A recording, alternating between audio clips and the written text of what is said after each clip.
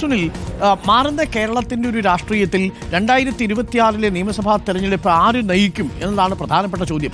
സ്വാഭാവികമായും പ്രതിപക്ഷ നേതാവ് എന്ന നിലയിൽ വി.ഡി. സതീശന്റെ പ്രകടനത്തെ ഒരു വിഭാഗം അണികളും നേതാക്കളും ഒക്കെ പിന്തുണയ്ക്കുന്നുണ്ട്.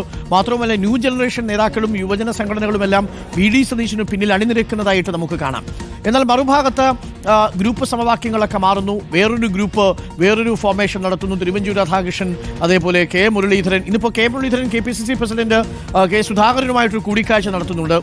K Sudhakaran, K Muraleedharan, Thiruvanchoor Radhakrishnan, KC Joseph, Chandy Oommen, അങ്ങനെ വേറൊരു ഗ്രൂപ്പ് ഉണ്ടാവുന്നു. അപ്പോൾ ഈ ഗ്രൂപ്പുകൾക്കിടയിൽ രമേശ് ചെന്നിത്തല ഒരു സ്പേസ് കൂടി കണ്ടെത്തുന്നുണ്ട്.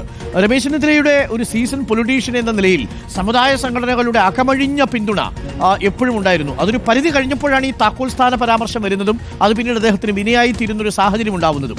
അപ്പോൾ ഉമ്മൻചാണ്ടിക്കു ശേഷം സാമുദായിക സൗഹൃദം ഉള്ള കോൺഗ്രസ് നേതാവ് എന്നൊരു പ്രതിച്ഛായ രമേശ് ചെന്നിത്തല മെച്ചപ്പെടുത്താൻ തീരുമാനിച്ചിരിക്കുന്നു എന്ന് വായിച്ചെടുക്കാൻ കഴിയുമോ പി.ആർ. സുനിൽ?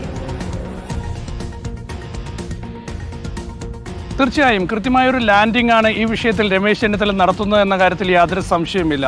കേരളത്തിൽ ഇന്ന് എല്ലാ സമുദായങ്ങളെയും ഒന്നിച്ചു കൊണ്ടുപോകാൻ TV പ്രസാദ് ചൂണ്ടിക്കാണിച്ചതുപോലെ തന്നെ മറ്റൊരു നേതാവ് ആരാണ് എന്നതൊരു വലിയ ചോദ്യമാണ്. ഏതായാലും നിയമസഭാ തെരഞ്ഞെടുപ്പ് വരാൻ പോകുന്നൊരു സാഹചര്യത്തിൽ ഈ പാർട്ടിയിൽ അത്തരത്തിലുള്ള ഒരു തീരുമാനങ്ങളും അതുപോലെ തന്നെ ഒരു നീക്കവും ഒക്കെ തന്നെ നടത്തിയില്ല എങ്കിൽ കോൺഗ്രസിന് അത് ഗുണം ചെയ്യില്ല. അത് കോൺഗ്രസ് നേതൃത്വത്തിനും അറിയാം. ഏതായാലും രമേശ് ചെന്നിത്തലയെ സംബന്ധിച്ചിടത്തോളം ഒരു തിരിച്ചുവരവിൻ്റെ സൂചന അദ്ദേഹം ഈ മന്നത്ത് പരിപാടിയിൽ പങ്കെടുക്കുന്ന ഈ ക്ഷണം തീർച്ചയായും അത് നൽകുന്നു എന്ന കാര്യത്തിൽ യാതൊരു സംശയമില്ല. തീർച്ചയായും ഈ വിഷയത്തിലേക്ക് രമേശ് ചെന്നിത്തലയുടെ നീക്കങ്ങൾ വളരെ കൃത്യമാണ്. അദ്ദേഹം ഒരു നല്ലൊരു തിരിച്ചുവരവ് അദ്ദേഹം നടത്താൻ പോകുന്നു എന്നൊരു സൂചന, ഒരു സന്ദേശം ഈ വിഷയത്തിൽ നൽകുന്നുണ്ട്. ഏതായാലും രമേശ് ചെന്നിത്തലയെ സംബന്ധിച്ചിടത്തോളം നമുക്കറിയാം, ഞാൻ നേരത്തെ ചൂണ്ടിക്കാണിച്ചതുപോലെ തന്നെ AICC രമേശ് ചെന്നിത്തല നയിക്കുന്നു എന്നൊരു ഘട്ടം വന്നാൽ AICC നോ പറയുന്നൊരു സാഹചര്യം ഒരിക്കലും ഉണ്ടാകില്ല. പക്ഷേ അപ്പോഴും കേരളത്തിലെ ഒരു സാമുദായിക ഐക്യം, സാമുദായിക സൗഹൃദം, സഹകരണം, ഇത് കോൺഗ്രസിനെ സംബന്ധിച്ചിടത്തോളം എല്ലാ കാലത്തും വളരെ പ്രധാനപ്പെട്ടതാണ്. ഒരു സമുദായ സംഘടനയെയും തള്ളിപ്പറഞ്ഞുകൊണ്ട് കോൺഗ്രസ് മുന്നോട്ട് പോയൊരു ചരിത്രമില്ല. NSSന് ഇപ്പോൾ ഏറ്റവും വലിയ വിരോധവും വൈരാഗ്യവും വി.ഡി. സതീശൻ എന്ന നേതാവിനോട് ഉണ്ടാകുന്നത് തീർച്ചയായും വി.ഡി. സതീശൻ പരസ്യമായി സാമുദായിക സംഘടനകളെ തള്ളിപ്പറഞ്ഞു എന്നത് തന്നെയാണ്.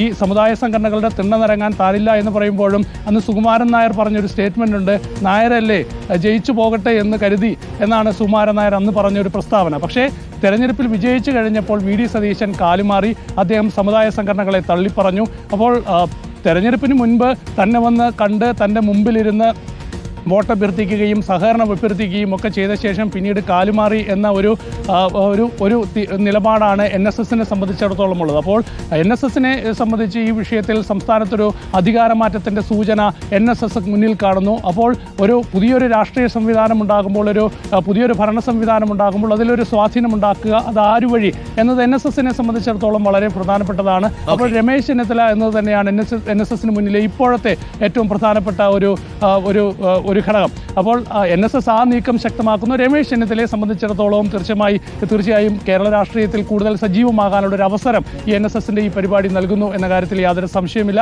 ഏതായാലും AICC ഇവിടുത്തെ സാമുദായിക സഹകരണം, ഇപ്പോൾ KC വേണുഗോപാലിൻ്റെ നിലപാട് വളരെ പ്രധാനപ്പെട്ടതായിരിക്കും. KC വേണുഗോപാൽ എന്തു പറയുന്നു? പ്രിയങ്ക ഗാന്ധി കേരളത്തിൽ നിന്ന് ഇപ്പോൾ ലോക്സഭയിലെത്തിയിട്ടുണ്ട്. അപ്പോൾ കേരളത്തിലെ രാഷ്ട്രീയ സാഹചര്യങ്ങളൊക്കെ ഒരുപക്ഷെ പ്രിയങ്ക ഗാന്ധി വഴിയും AICCക്ക് മുമ്പിൽ എത്താനുള്ള സാധ്യതയുണ്ട്. അപ്പോൾ വളരെ കൃത്യമായി പരിശോധനകൾക്ക് ശേഷം മാത്രമേ കേരള രാഷ്ട്രീയത്തിൽ എങ്ങനെ ഇടപെടണം എന്നത് AICC തീരുമാനിക്കുകയുള്ളൂ. പക്ഷേ നോ എന്ന് രമേശ് ചെന്നിത്തലയോട് പറയുന്നൊരു സാഹചര്യം ഏതായാലും AICCയിൽ നിന്നുണ്ടാകില്ല. നേരത്തെ പ്രതിപക്ഷ നേതൃസ്ഥാനത്ത് നിന്ന് മാറ്റാൻ രമേശ് ചെന്നിത്തലയെ തീരുമാനിക്കുമ്പോഴും രമേശ് ചെന്നിത്തലയെ വിശ്വാസത്തിലെടുത്ത് തന്നെയാണ് തീരുമാനം AICC എടുത്തത്. Okay, thank you P R. Sunil. ലേബി, എന്നാണ് ഈ പരിപാടി? നമ്മുടെ SNDPയുടെ വൈക്കം യൂണിയൻ ഉദ്ഘാടനം? ഡോക്ടർ അരുൺ, ഈ വരുന്ന 28-ാം തീയതി രാവിലെ 8 മണിക്ക് വൈക്കം ആശ്രമം ഹൈസ്കൂളിൽ നിന്നാണ് ആരംഭിക്കുന്നത്. വൈക്കം ആശ്രമം ഹൈസ്കൂൾ വൈക്കം സത്യാഗ്രഹവുമായി ബന്ധപ്പെട്ട ഏറ്റവും പ്രധാനപ്പെട്ട ഒരു സ്ഥലമാണ് SNDP യൂണിയനെ സംബന്ധിച്ചിടത്തോളം. SNDP യൂണിയന്റെ അവിടുത്തെ ഒരു ആസ്ഥാനം എന്ന് തന്നെ പറയാം ഇവിടുത്തെ ആശ്രമം ഹൈസ്കൂളിനെ. അതുകൊണ്ട് അവിടെ നിന്നാണ് ഈ പരിപാടി. മാത്രവുമല്ല, SNDP യൂണിയനുമായി എക്കാലവും അടുത്ത് നിൽക്കുന്ന രമേശ് ചെന്നിത്തലയെ പരിപാടിയിൽ പങ്കെടുപ്പിക്കാൻ പൊതുവെ യൂണിയനുകൾ ശ്രമിക്കാറുണ്ട്. വൈക്കം യൂണിയനെ സംബന്ധിച്ചിടത്തോളം രമേശ് ചെന്നിത്തലയുമായി നല്ല ബന്ധമാണ് പുലർത്തുന്നത്. ഇതിന് മുമ്പും ശിവഗിരി തീർത്ഥാടനം ഇവിടെ നിന്ന് അതുമായി ബന്ധപ്പെട്ട പദയാത്രകൾ പോയപ്പോൾ രമേശ് ചെന്നിത്തലയെ പങ്കെടുപ്പിച്ചിട്ടുണ്ട്. ഇപ്പോഴും എനിക്ക് മനസ്സിലാവുന്നത് വി എൻ വാസവൻ ഉണ്ടായിരിക്കും എന്നൊരു സൂചന ആദ്യം ഉണ്ടായിരുന്നു.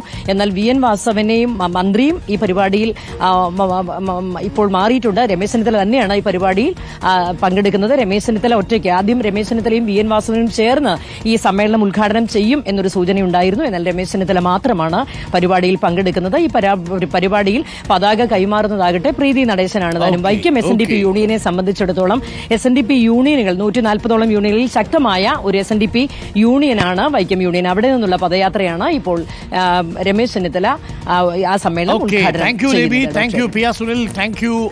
പ്രസാദ്. മാരാമൺ കൺവെൻഷനിൽ പങ്കെടുക്കാനുള്ള ക്ഷണം കിട്ടിയത് VD സതീശനാണ്. SNDPയുടെയും NSSന്റെയും പരിപാടിയിൽ പങ്കെടുക്കാനുള്ള ക്ഷണം കിട്ടിയത് രമേശ് ചെന്നിത്തലയ്ക്കാണ്.